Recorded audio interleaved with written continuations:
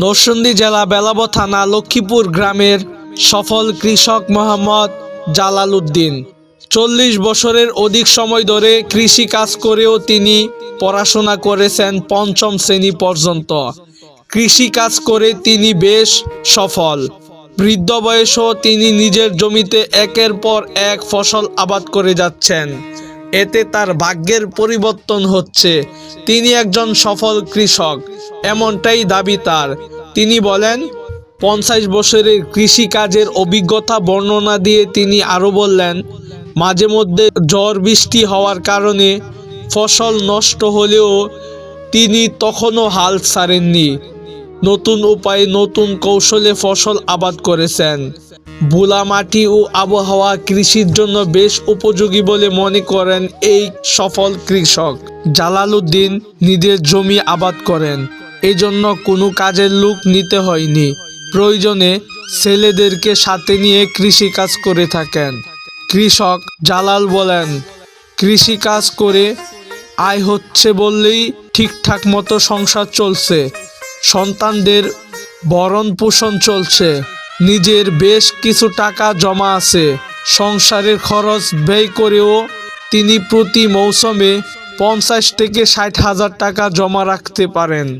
আমাদের দেশের প্রাকৃতিক সৌন্দর্য বজায় রেখেছেন শুধুমাত্র কৃষকের জন্য।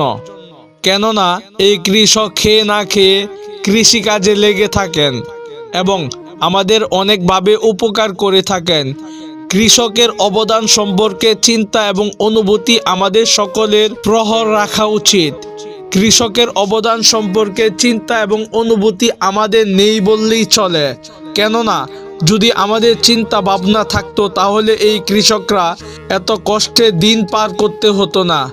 আমাদের নিত্যদৈনিক মানব জীবনে কৃষকের অবদান সম্পর্কে চিন্তা এবং অনুভূতি অনেক ভালো রাখতে হবে। এই কৃষক সারাদিন রোদ পোহে এবং অনেক কষ্টের পরে ফলন ফলায়, আর সেই ফসল আমরা সকলেই পেয়ে থাকি। এই জন্যই কৃষকের অবদান সম্পর্কে চিন্তা এবং অনুভূতি অনেক পজিটিভ রাখার প্রয়োজন। আপনি যদি জানেন যে একটি কৃষক কতটা কষ্ট করে ফসল ফলায়, তাহলে খুব সহজেই আপনার এই কৃষকের অবদান সম্পর্কে চিন্তা ও অনুভূতি ভালো হবে বলে আমি মনে করি। আমাদের মানব জীবনে কৃষকের অবদান অনেক। এই কৃষকের অবদান ধরতে বা বলতে গেলে সহজে শেষ করা যাবে না। এই কৃষক সারাদিন রোদ পোহে বিভিন্ন উপায় অবলম্বন করে ফসল ফলায়।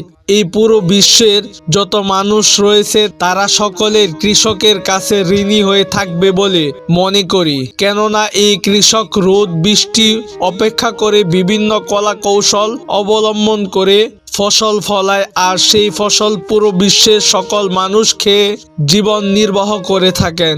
এই জন্যই আমরা খুব সহজেই বলতে পারি যে আমাদের দৈনন্দিন মানব জীবনের কৃষকের অবদান অনেক।